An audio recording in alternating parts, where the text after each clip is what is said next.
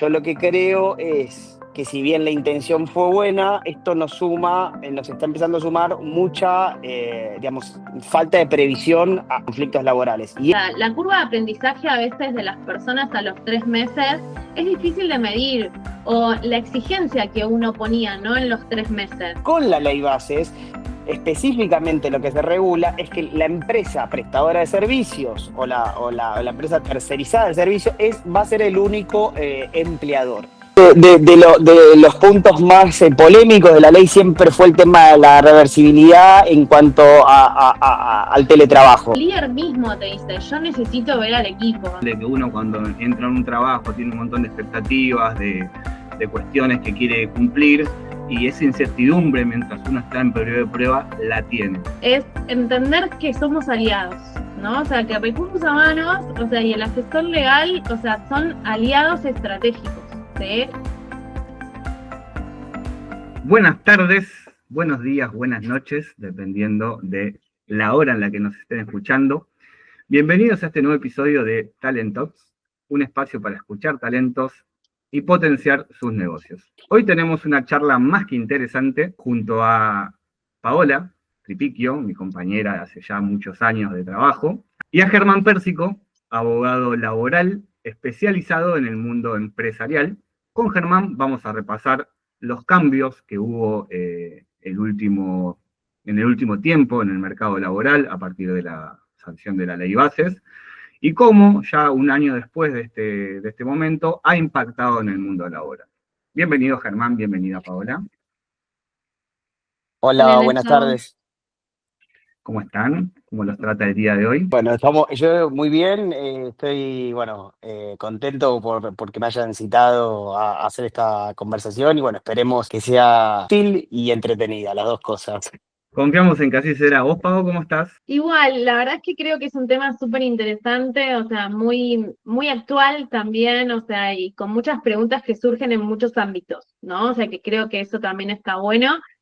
Así que bueno, nada, vamos a tratar de aportar desde nuestra experiencia para las personas que nos estén escuchando. Bueno, comencemos. Vamos a tratar de darle un poco de foco a esas preguntas que decís que quizás nos surgen. Germán, empecemos con vos. En el último año vimos que hubo muchos cambios en todo lo que es el panorama laboral argentino.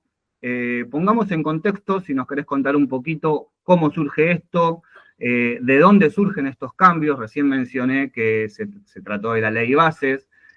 ¿Cuáles son los puntos principales que quizás se han modificado? En realidad se ha modificado bastante la legislación laboral, varios aspectos. Creo que el más importante y el más, el que más sonó en todos los medios fue el tema de la eliminación del sistema sancionatorio frente a los incumplimientos del empleador. Esto fue algo que fue tomado como una muy buena noticia en todo el sector. Porque en principio eliminarían multas que se tornaban en muchos casos muy gravosas, y se puso de manifiesto como una muy buena noticia. Yo siempre tuve mis reservas respecto de esta modificación, no porque no crea que hubiese sido necesaria reverla, pero sino por el tema de la técnica, digamos, legislativa que se utilizó, dado que esto está abriendo y un año después, o lo empezamos a ver con algunos fallos, digamos que abogados que representan a trabajadores, si bien ante la imposibilidad plantean la inconstitucionalidad de la norma primero, y en caso de que no se la den los jueces, plantean multas civiles. Entonces, el sistema sancionatorio, lo que sí, si bien fue eliminado y si bien nos trae, digamos, que con ellos han eliminado un montón de multas y leyes que las establecían, nos abren la puerta, digamos, a un sistema sancionatorio nuevo o de reparación, podríamos decir, para ser digamos, más técnicos, de reparación civil del daño que se causa. Es decir, ahora lo que se está planteando es que si hubo un incumplimiento y es probado, en principio el trabajador sufrió un daño civil y tiene que ser reparado. La diferencia con el sistema anterior es que ahora no tenemos ni piso ni techo y tenemos solamente la discreción judicial del juez digamos, que lleve la causa. Entonces esto, desde mi óptica, si bien la noticia inicial fue buena y esperanzadora, yo a un año vista de la modificación y ya con sentencias que empezamos a ver, yo lo que creo es que si bien la intención fue buena, esto nos está empezando a sumar mucha, digamos, falta de previsión a conflictos laborales. Y esto para empresas pymes, digamos, puede representar un conflicto de mediano alto a la hora de la toma de decisiones porque no sabe frente a qué monto o qué número va a tener que hacer frente en caso de que exista un conflicto judicial. Te sumo algo a esto que está diciendo Ger, porque creo que desde la gestión es súper importante, ¿sí? O sea, sobre todo porque para los que lideramos, ¿sí? Áreas, esto que dice Germán de trabajar con posibles previsiones, ¿sí? O sea, si bien puede pasar que en las pymes a veces no somos como no tenemos tanta visión a futuro, o quizás podemos no planificar tanto, pero por lo menos, o sea, si vos tenías algo en mente, podías como ponerle un número X, ¿no? O sea, y decir, bueno, no sé, por bajo desempeño, o por lo que sea, o finalizaciones de lo que, no sé, se termina un proyecto, ¿sí? O sea, realmente vos podías como tener un número bastante más claro, ¿no? Entonces, hoy quizás en esta incertidumbre y también falta de práctica, ¿no? Creo, o sea, porque es todo muy nuevo y como hablábamos quizás en la previa de la charla, yo estoy en muchos grupos de WhatsApp de recursos humanos y muchas veces nos preguntamos, ¿no? Che, ¿y esto cómo se liquida? ¿Y esto cómo se hace? ¿Y cómo lo vienen tomando? Digamos, es como empezar otra vez de cero. Y esto de la previsión que acaba de nombrar Germán me parece que apunta mucho a la gestión y al estar atentos a que son números que hoy tenemos que construir más de base. Es real de que un poco el haber tomado la decisión de hablar de esto un año o varios meses después de que se sancionó la ley tuvo que ver con esto de darle lugar a que vaya caminando, ¿no? A ver cómo se va acomodando, qué preguntas surgen y demás.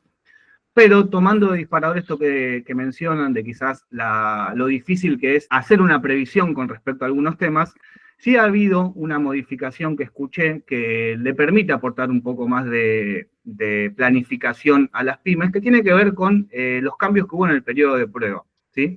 Entiendo que ha habido una modificación en la extensión de esta figura del periodo de prueba, que puede ser de 6 o 12 meses, dependiendo el rubro, la actividad y algunas condiciones.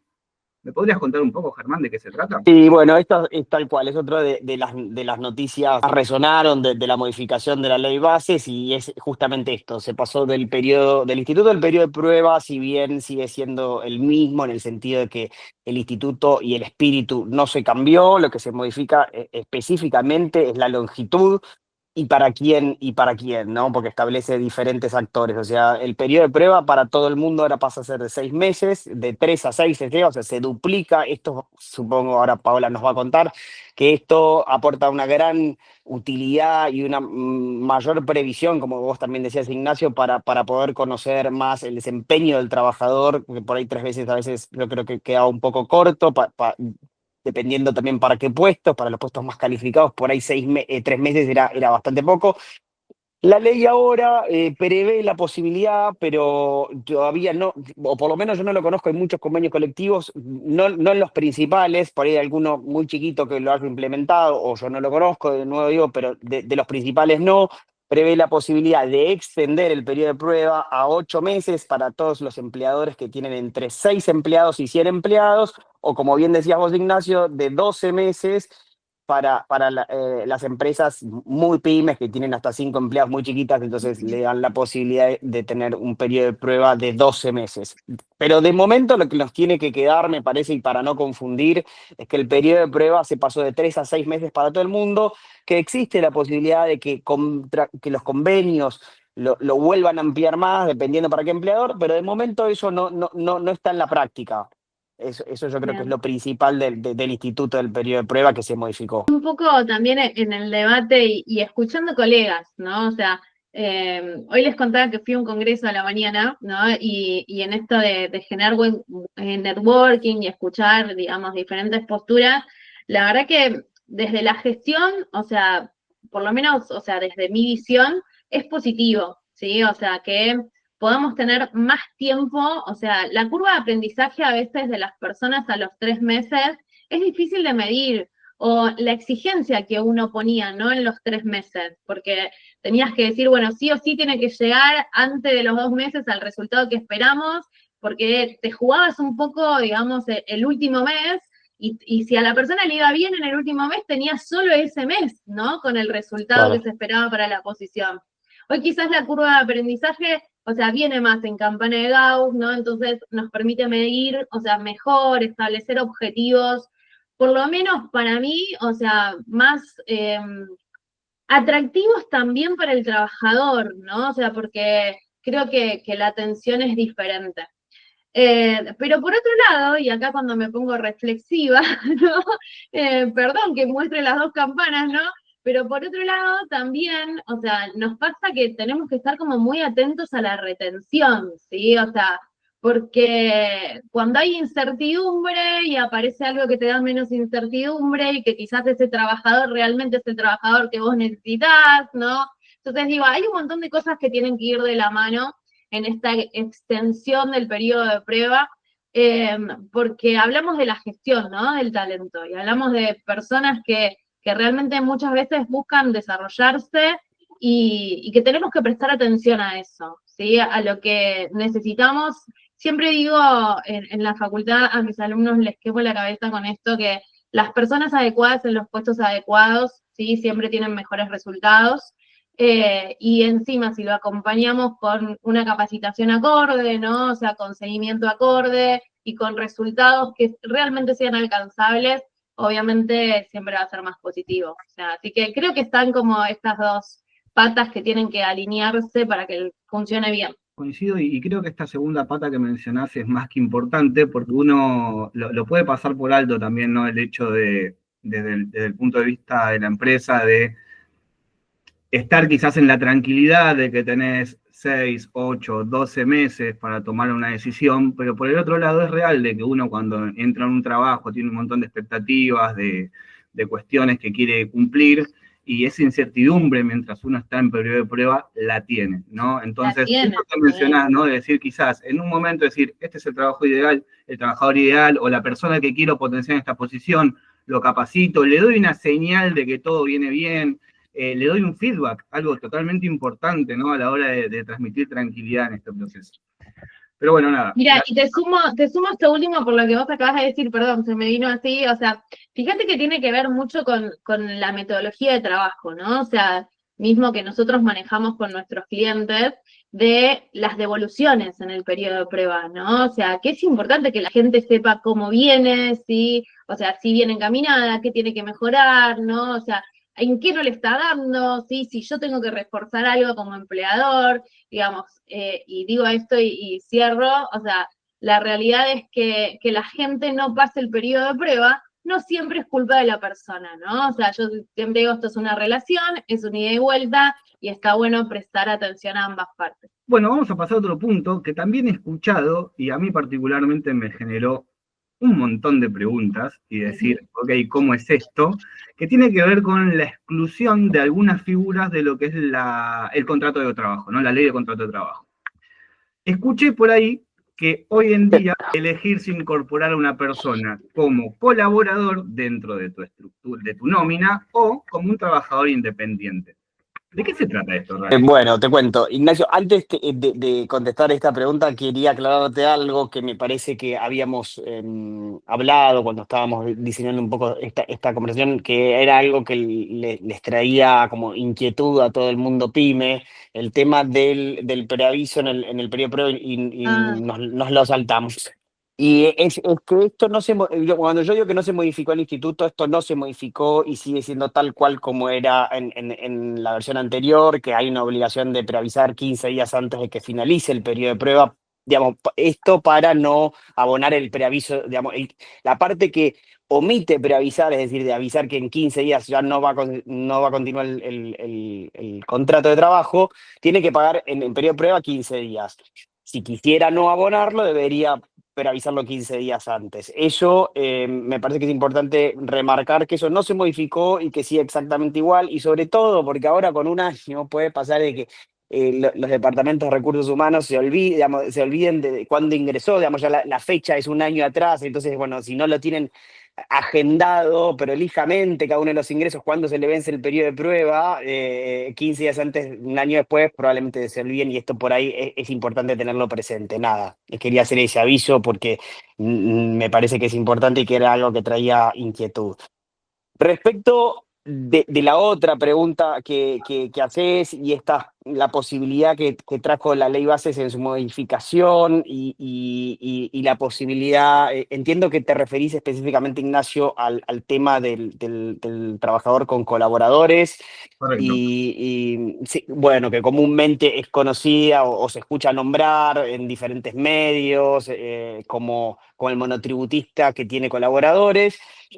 Y esto es una buena modificación, yo creo, con una mala interpretación en general. O sea, es una buena modificación, ¿en qué sentido? Trae bastante claridad, me parece, a determinados rubros y nichos históricos en el mundo de la legislación del derecho al trabajo, como puede ser, no sé, voy a poner ejemplos aislados, no sé, un pintor que yo contrato para pintar mi casa o mi oficina. Vamos a ponerlo con una empresa mejor. Yo contrato un pintor para contratar un pintor que viene con 2 o 3 colaboradores de él, y los contratos. Y ahí siempre hubo dudas, y los más ortodoxos abogados, defensores del derecho de trabajo y en general de trabajadores, siempre sostuvieron que ahí hay un contrato de trabajo, más allá de que la generalidad de la gente no veía en eso un contrato de trabajo. Es decir, yo contraté a un chico que está pintando mi empresa, hablando mal y pronto, ¿no? Pero bueno, Sí, el abogado laboralista veía en eso un contrato de trabajo. Ahora, con la modificación de la ley bases, sí queda bastante más claro que algunos servicios y algunas prestaciones, como pueden ser locaciones de obra o agencia. ¿Y a qué me refiero con locación de obra? Esto, ¿no? Bueno, que pinte o contrato a un jardinero para que venga una vez por mes a hacer algunas cosas.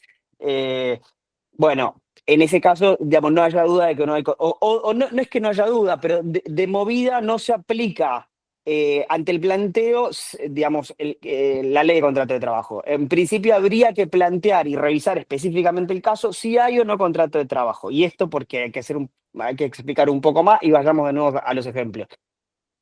Si yo tengo a un pintor que lo contrato para pintar toda mi empresa, y el trabajo le va a llevar 6 meses porque es una empresa muy grande, y viene con sus 3 colaboradores, en principio, una vez que termina, podemos firmar un contrato de locación de obra con él, en donde especifica qué colaboradores tiene, con qué documentos, los individualiza, nos detalla el trabajo. Bueno, ahí en principio no parecería haber un contrato de trabajo conforme o a la luz de la nueva ley bases.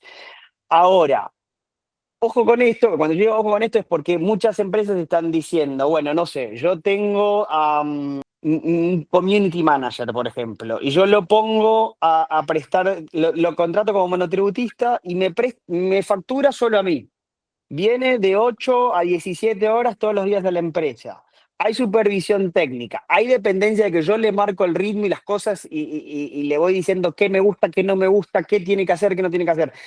Bueno, ahí ya empieza a ser bastante más dudoso este terreno, y es donde no necesariamente un juez va a fallar y va a decir, no, no, no había ahí una relación de contrato de trabajo. Esto es donde hay que tomarlo con pinzas, y donde yo siempre aconsejo que sí hay que hacer una consulta para aplicar esta nueva a un especialista, ya sea en recursos humanos o abogado especialista, digamos, en lo que hacemos nosotros.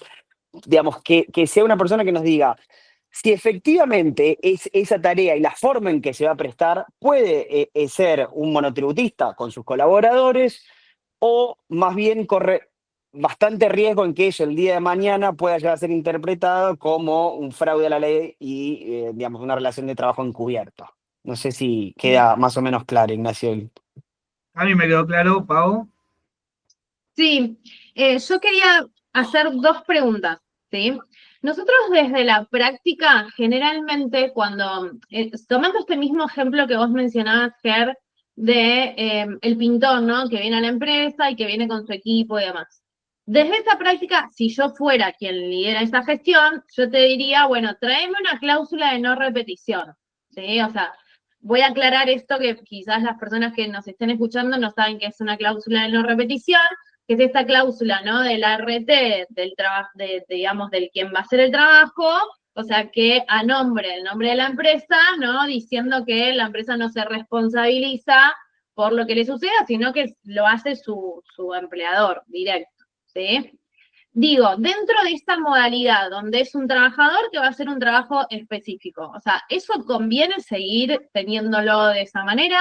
No tengo por qué meterme de si el tipo tiene ART o no, si tiene su gente en blanco, no me hago problema.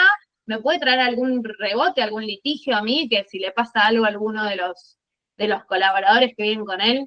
Eso por un lado. Yo creo que acá estás abriendo una nueva puerta con tu Ok. pregunta a otro cambio que también trajo aparejado la ley, la ley bases, que es el tema de la responsabilidad en los casos de tercerización.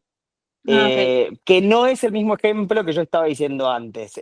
¿Por qué? Porque me parece, a ver, si yo lo que estoy contratando, vamos a otro ejemplo diferente. No sé, pongamos un ejemplo de una empresa de colectivos de larga distancia, que contrata a una empresa que hace prestación de servicios de limpieza de la flota.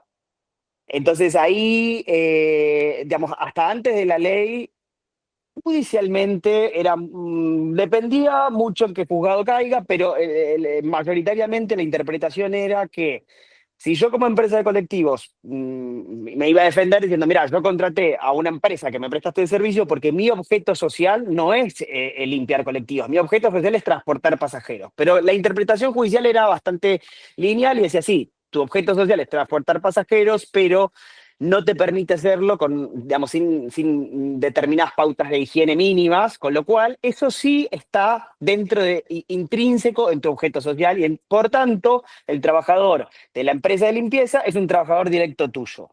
Eso es lo que venía hasta el cambio de la ley bases. Con la ley bases, específicamente lo que se regula es que la empresa prestadora de servicios o la empresa tercerizada de servicios va a ser el único empleador. A ver, yo creo que un poco vos estás apuntando a eso y el cambio es de criterio. Ahora, digamos, esta empresa por ejemplo, volvamos a nuestro ejemplo, el de la empresa de colectivos de larga distancia que contrató a la empresa de servicios de limpieza, si hay un trabajador dependiente de la empresa de servicios de limpieza, ya no podría ir o reclamar a la empresa de colectivos porque su único empleador sería la empresa prestadora de servicios de limpieza. Habría que hacer un paréntesis y obviamente dejar, porque yo no creo que esto quede, o sea, empresas digamos, tercerizadas hay muchas y de muchas calidades, y obviamente que la ley sigue exigiendo un control por parte de la empresa que Ok. contrata la empresa tercerizada de que haya un control de cumplimiento normativo laboral, porque si no, de nuevo va a ser solidariamente responsable, y esto es para evitar que un grupo de trabajadores, porque si no yo soy una empresa grande o buena, digamos, y todos mis trabajadores que prestan servicios para mí en forma directa tienen una cierta calidad de contrato de trabajo y otros, por estar tercerizados, porque prestan otro tipo de servicios, digamos, en definitiva, el usufructuario del servicio de la misma empresa, digamos, tendrían un contrato como más débil o menos, o sea, o no tienen ART, o no se pagan los aportes, lo que fuese. Bien. Para evitar eso, la ley eso no lo corrió y sigue estando, digamos, en cabeza del empleador, que tiene que seguir controlando que la empresa tercerizada que contrata, digamos, cumple con los requisitos legales. Dicho esto, si la empresa lo contrata, bueno, ahora la ley dice, ya no, si yo me aseguré y me cercioré que vos estés cumpliendo como empresa tercerizada todas las obligaciones normativas laborales. Si eso se cumple, y yo lo hice, bueno, no podrían hacerme extensivo Perfecto. una sentencia, una condena, potencial sentencia laboral. Bien. Bien, entonces tenemos que seguir haciéndolo, tenemos que seguir haciendo las cosas bien. O sea, claramente. Sí, ¿no? Tenemos que seguir controlando como empresa que nuestro prestador de servicios, nuestra empresa prestadora de servicios, ya sea limpieza, vigilancia, seguridad, etcétera, tenga a sus trabajadores en blanco, que les pague las cargas sociales, que pedirle los recibos de sueldos, que tengan ART, que tengan seguro de vida, y cumpliendo con este control, medio que se correría un poco la figura de ser solidariamente responsable frente a un conflicto. ¿Eso es lo que entendí?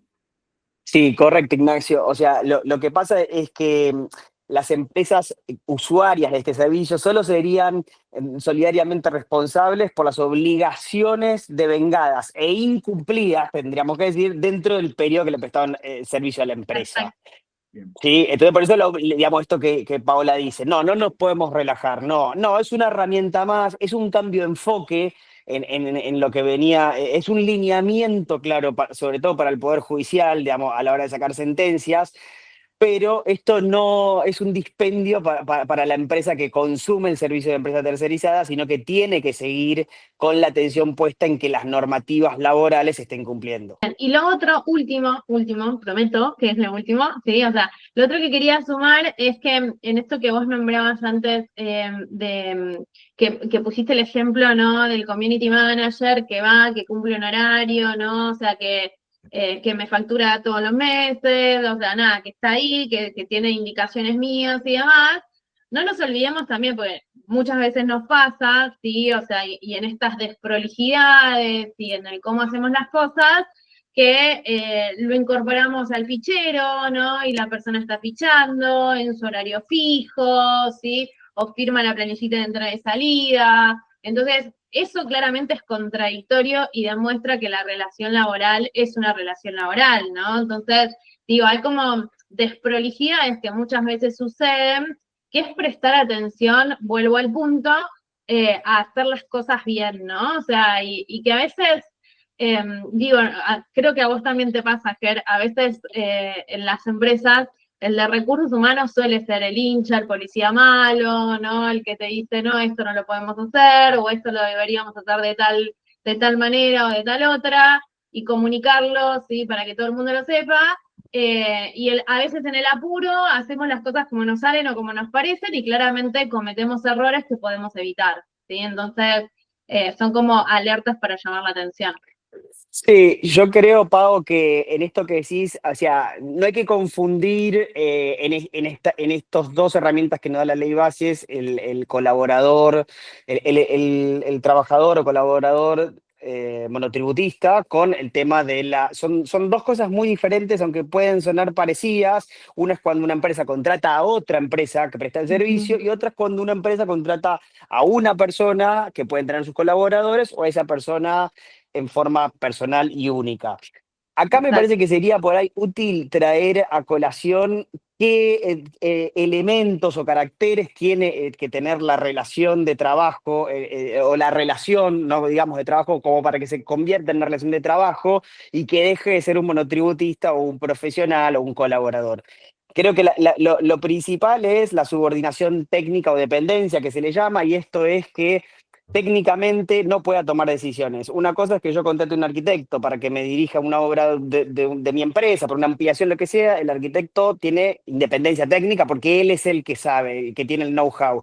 Y no, si bien va a responder a mis deseos no, yo no le voy a dar directivas de cómo hacer su trabajo porque Claro, él no es le quien voy a lo decir sabe cómo hacer. levantar la columna. Exactamente. El tema de la remuneración y la habitualidad también acá, es decir, si yo solo tengo una factura realizada a la misma empresa y todos los meses del 1 al 5 tengo ese depósito o tengo un cheque que voy cobrando, bueno, sería una señal más de que eso, más que un colaborador, es una relación de trabajo. No, Y de la mano de esto viene la habitualidad, ¿no? Si yo estoy yendo, como vos decías, de 8 a 16 horas de lunes a viernes, y encima ficho, bueno, digamos que cada vez esto de colaborador tiene más una sensación de que es más una relación de trabajo que una colaboración. Y después, bueno, ya como nota absolutamente distintiva es la genialidad del riesgo, es decir, digamos, si yo todos los meses tengo que pagar, independientemente a mí se me va bien o me va mal, si vos haces bien o mal tu trabajo, bueno, ahí ya definitivamente estamos hablando de una relación de trabajo, porque yo bien podría decirle a un colaborador, ato no remuneración, hablo de tu compensación o honorario, de acuerdo a si vos estás haciendo o no bien tu trabajo. O sea, si no estás haciendo bien tu trabajo, bueno, tendremos que intentar hablar. Ahora, si yo convengo, perdón, con una persona, o sea, que todos los meses le voy a pagar una X cantidad de dinero, independientemente del resultado de lo que esté haciendo, bueno, eso también parecería ser que estamos hablando indudablemente de una relación de trabajo y no de un colaborador. Ni hablemos si las facturas son 11, 12, 13, 14, 15 al mismo empleador y que cuando tengo paritarias en un mes también le subo los honorarios, ¿no? Supongo que eso. No, eso que vos decís es muy común y sobre todo esto de copiar tal cual. Es gente que en principio obviamente no tienen recibo de haberes, pero sí tienen facturas y los aumentos copian los aumentos del convenio que sea que la empresa, el principal de la empresa. Y esto obviamente sí son señales bien claras de que ahí hay una relación de trabajo encubierta. Y también Paola lo dijo, pero lo volvemos a decir, el tema de que esté dentro de la organización. Si una persona va todos los días adentro de una organización en forma física, es una señal más. Todas estas son señales, estamos hablando de 5 o 6 señales, no recuerdo, no las tengo contabilizadas, pero digamos que cuanto más y más claras, estamos hablando menos de un colaborador y más de una relación de trabajo. Digamos, por eso yo en su momento dije, está buena la figura, es una súper herramienta, pero hay que saberla utilizar. No es hay que salir, bueno, yo tenía 2 empleados, ahora los paso monotributistas. Bueno, a esa persona le va a ir muy mal, ya se lo podemos augurar, porque esa persona no solo estaba protegida y cumpliendo con la normativa, sino que ahora está, digamos, en franca violación a la ley de contrato de trabajo y probablemente tenga que hacer frente a un juicio laboral futuro en contra, y no a veces por mala voluntad, sino por falta de asesoramiento. Por eso también abrimos este espacio para poder brindar información de calidad para nuestros oyentes. Chicos, muy bueno todo lo que hemos hablado hasta ahora. A mí me surge una pregunta más que la vengo trayendo hace rato y en los tiempos de hoy, quizás a la hora de liderar búsquedas y encontrarme frente a distintos esquemas de presencialidad. Entender cómo está regulado hoy el teletrabajo, el trabajo remoto, si ha tenido cambios con la ley bases o bien ha sido regulado en su momento y se mantiene de la misma manera. ¿Qué nos puedes contar de esto, Germán? Bueno, la ley de teletrabajo es una ley que ya tiene unos años en Argentina, que digamos que se sancionó con posterioridad a la pandemia, a lo que fue el aislamiento, y digamos, todo el mundo se tuvo que quedar trabajando desde sus casas, los que podían, obviamente, los que no. Y en su momento fue una ley muy criticada por todo, digamos, el arco empleador, ya sea pyme o empresa multinacional. Todo el mundo salió un poco a criticarlo. De momento, esta ley sigue vigente y no se modificó, no trajo ningún cambio con la ley bases. Uno de los puntos más polémicos de la ley siempre fue el tema de la reversibilidad en cuanto al teletrabajo. ¿Esto qué quiere decir? Que siempre puso en cabeza del trabajador la posibilidad de pasar de un trabajo de teletrabajo a un trabajo presencial. Es decir, pierde la facultad de, en caso, no sé, no le está resultando cómo está trabajando el trabajador en su casa, no está cumpliendo con objetivos, no tiene la facultad legal de decir a partir de la semana que viene necesito que vuelvas a la empresa en forma presencial de 8 a 16 horas.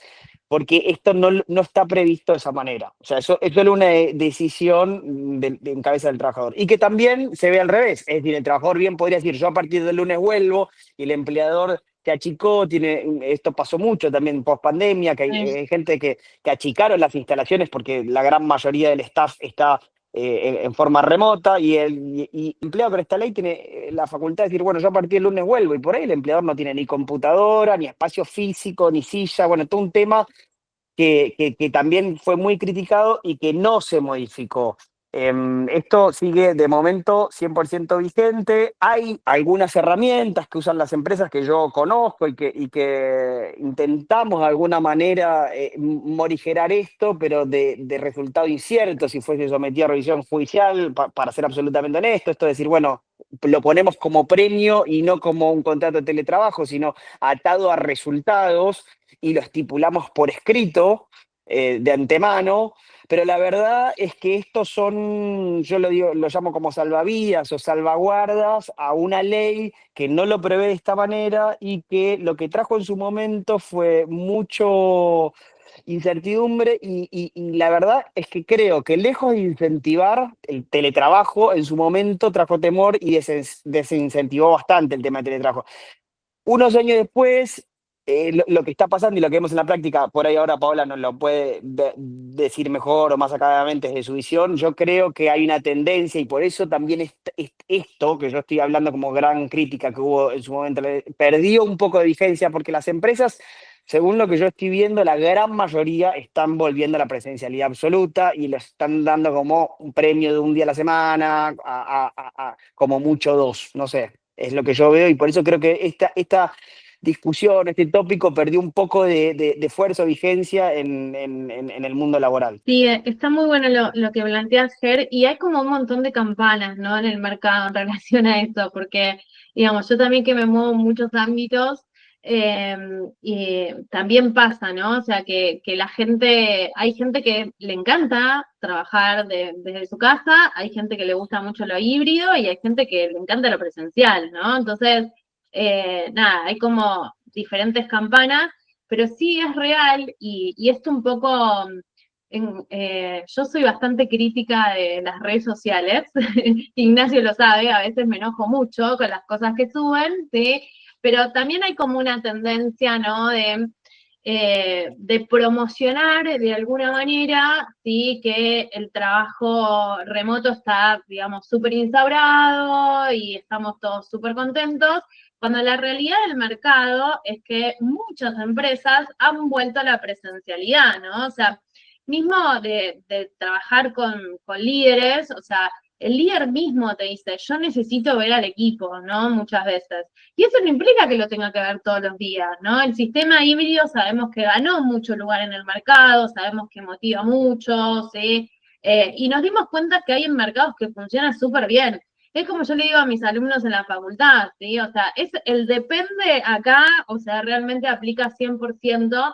Depende del mercado, ¿sí? Depende de la industria, depende de la estructura organizacional, depende de la cultura de trabajo, ¿sí? La realidad es que hay a muchos dueños de empresas que les cuesta mucho pensar en cómo las nuevas generaciones valoran, ¿sí? La propuesta de valor, entonces eso también trae mucha resistencia, ¿no? O sea, a entender que quizás las nuevas generaciones valoran el trabajo de otra manera, ¿no? O sea, con otra puesta en el propósito y no solamente, no sé, como cuando nosotros éramos más chicos, que pensábamos más en el trabajo fijo, estable y demás, ¿sí? Pero sí creo que muchas veces se cierran o nosotros que hacemos reclutamiento de puestos muy específicos, no hacemos búsquedas masivas, hay veces que nos llegan propuestas que tenemos que hablar con los dueños y decirle, mira, esta propuesta no va a avanzar en el mercado, ¿sí? O sea, para vos puede ser buenísima, pero son puestos que quizás en la mayoría de la industria trabajan de manera híbrida porque saben que su trabajo lo pueden hacer de esa manera y tener buenos resultados. Yo creo que acá está la negociación constante, ¿no? Y lo que digo siempre, el mercado del trabajo cambió, eso lo tenemos todos claro, ¿sí? Ahora, la resistencia sigue existiendo y necesitamos ampliar la mirada, ¿sí? Y entender que quizás no necesito el trabajador las 6, 8, 12 horas metido en el puesto de trabajo, sino que necesito saber cómo medirlo, ¿no? O sea, de qué manera saber si la producción está haciendo la que necesito, si el desempeño está haciendo el que necesito, si la motivación está haciendo la que necesito, ¿no? O sea, creo que hoy, digamos, con una tendencia muy apoyada, ¿no? En el análisis de datos y hoy tenemos un montón de herramientas al alcance de la mano que lo único que hay que ponernos es a pensar, ¿no? Y a construir en conjunto de cómo podemos hacer para darnos cuenta si el trabajador realmente, o sea, está siendo productivo o no. Y entendiendo que hay un marco que hay que acompañar para que la persona trabaje bien, ¿sí? O sea, desde lo que hablábamos antes, ¿no? Desde el contexto, desde que tenga sus elementos para poder hacer el trabajo, desde tener la capacitación, de ser la persona adecuada en el lugar adecuado, ¿sí? Pero creo que va un poco por ahí. Y hay muchas campanas, o sea, yo me quedo con el depende, ¿sí? O sea, acá estoy un poco como vos, me reservo un poco, pero sí, creo que hay que evaluar, ¿no? El contexto, la industria, la estructura, la cultura, sobre todo, y el trabajo para el cual el trabajador esté siendo contratado. Coincido en que es realmente importante el poder acompañar desde la gestión, ya sea de recursos humanos, en lo que es tu estrategia de gestión del talento, acompañar a esos líderes a que aprenda a trabajar con sus equipos de una manera distinta. Y también por el otro lado, tomando lo que dice Jerez, ojalá que pronto tengamos quizás una ley que esté un poco más moldeada a las necesidades de ambas partes y que potencie esto, ¿no? Porque sabemos que más allá de los deseos y demás, el trabajo remoto o un esquema híbrido es súper valorado hoy en el mercado, ¿no? A la hora de salir a buscar talento y demás. Pero bueno, es importante entender las dos campanas, como mencionaron, ¿no? Quizás desde el lado empresa, el no tener una ley que te acompaña también te restringe un poco a la flexibilidad que tenés hacia ese lugar. Me parece que lo que sería interesante que suceda es que no se contemple una modificación, obviamente, para que por ahí entre un fraude a la ley de contrato de trabajo y que uno haga eso solo para molestar cuando alguien quiere que se vaya, pero sí que por lo menos se deje la posibilidad de que pueda ser justificado la vuelta a la presencialidad. Es decir, si el empleador tiene elementos, métricas, datos duros que le permitan decir, mira, esto no nos está funcionando porque no estás cumpliendo, no sé, si con las horas de conexión, con la productividad, lo que sea, las mínimas. Bueno, entonces en esos casos facultarlo, no facultarlo, digamos, lo que yo digo es, pues yo no estoy proponiendo que se modifique esto para que a partir de ahí, entonces, bueno, molestemos al trabajador que no me gusta y con esto yo lo saco, lo obligo a renunciar. No, digamos, me parece que lo que tiene que haber es una herramienta que le sirva, como bien decís vos, Ignacio, que le sirva, y Paola, le sirva a las dos partes, o sea, y que le falta este grado de flexibilidad desde mi óptica, ¿no? Bueno, para concluir, gracias nuevamente Germán, gracias nuevamente Paola, creo que ha sido una charla de muchísimo valor, que hemos repasado un montón de cosas que son importantes y hemos podido entrar en detalles que no todo el mundo sabe. A ambos me gustaría darles un espacio para que cierren, a ver si hay algún punto de todo esto que hemos hablado que consideren realmente relevante, especialmente relevante destacar. Bueno, yo lo que me parece más importante de todas estas modificaciones normativas que hubo en estos últimos meses es que me parece que introducen una serie de reformas, modificaciones normativas y, digamos que son absolutamente novedosas, otras no tanto, pero sí vuelven a estar en circulación. Me parece que muchas pueden ser muy útiles para la parte empleadora, pero lo que yo me gustaría que quede como conclusión de esta charla que tuvimos es que estas herramientas tienen que ser utilizadas con el debido asesoramiento y la debida responsabilidad, porque, digamos, muchas veces vemos que se venden en medios de comunicación mainstream apuntados a todo al público en general, como que vienen a solucionar cosas que en la práctica, como vimos, no están así y que si bien la podemos utilizar como herramientas valiosas, bueno, siempre analizando el caso en concreto, digamos, para la empresa en concreto y para el trabajo en concreto, digamos, y esto viene de un trabajo mancomunado, digamos, entre lo que es el asesoramiento técnico de un abogado especialista en la materia, del área de recursos humanos, bueno, digamos, empresas por ahí más chicas que no cuenten con estos sectores, por ahí pueden cantar o asesorarse con diferentes auditorías, lo que fuese. No es que todo el mundo que no cuenta con esto, entonces se va a ver beneficiado o perjudicado por la ley. Pero bueno, hay diferentes formas de uno poder asesorarse, aunque no cuente en empresas más chicas con estos departamentos. Digamos, a esto que dice Ger y ya cerrando, o sea, lo que sí me parece sumamente valioso es entender que somos aliados, ¿no? O sea, que recursos humanos, o sea, y el asesor legal, o sea, son aliados estratégicos, ¿sí? Que muchas veces caemos sobre todo, digamos, en nuestro mercado, en Argentina, o sea, caemos en el error de pensar que es el abogado el que nos tiene que decir qué hacer o el que nos tiene que armar la estrategia, ¿sí? Y en realidad la estrategia de gestión del talento sale de la organización, ¿sí? O sea, sale, digamos, de la planeación dentro del área de recursos humanos, o si no tenés recursos humanos, puede ser vos que sos el dueño, vos que sos el líder, ¿sí? O sea, vos que llevas la administración y tenés conocimiento del tema, O sea, pero el asesor legal siempre te va a hacer pensar, ¿no? Vos siempre como que me hacías pensar, o sea, Germán y yo trabajamos muchos años juntos, entonces la realidad es que me consta que te hace pensar un montón, ¿sí? Y que a veces uno está enojado y dice, no, quiero hacer tal cosa, y siempre está bueno tener como ese cable a tierra y poder decir, para, pensar, reflexionar, o sea, lo podés hacer mejor, o sea, de otra manera, o tomar otras decisiones. Siempre el asesoramiento que recibas te va a ayudar a tomar mejores decisiones, ¿sí? Pero uno también tiene que estar dispuesto a escuchar, ¿sí? O sea, no encapricharnos, ¿sí? No enojarnos tanto. Y yo lo aprendí con el tiempo, ¿eh? No es que, no es que ahora soy una re sabia, pero bueno, sí es muy importante analizar, ¿sí? O sea, sí es muy importante que cuando vamos a hablar con el asesor legal, hablemos con información real y concreta, ¿sí? O sea, que no tengamos quizás el resguardo de la información, o no contemos nuestra campana, ¿no? Solamente, porque a veces hay que contar todo, ¿sí? Y esas cosas también son importantes y nos permiten gestionar mejor, ¿sí? Pero es sumamente importante eso, tomarlo como un aliado, no ser celosos de la información y saber que nos va a asesorar, pero no va a ejecutar por nosotros, ¿sí? O sea, nos va a asesorar, o sea, nosotros vamos a reflexionar, pero los que vamos a tener que ejecutar vamos a ser nosotros desde la organización. Así que nada, para mí ese es un punto de valor y creo que suma muchísimo y como área nos hace más sólidos también. Impecable. No mucho más para decir. Gracias nuevamente a ambos por sumarse a esto. Gracias a todos los que están ahí escuchando. Abajo van a tener la información de dónde encontrarnos a nosotros, a Paola, a mí en Talent Connection, a Germán. Si necesitan asesoría legal y quieren contar con él, abajo van a tener sus datos. Gracias nuevamente y nos vemos en el próximo episodio de Talent Talks.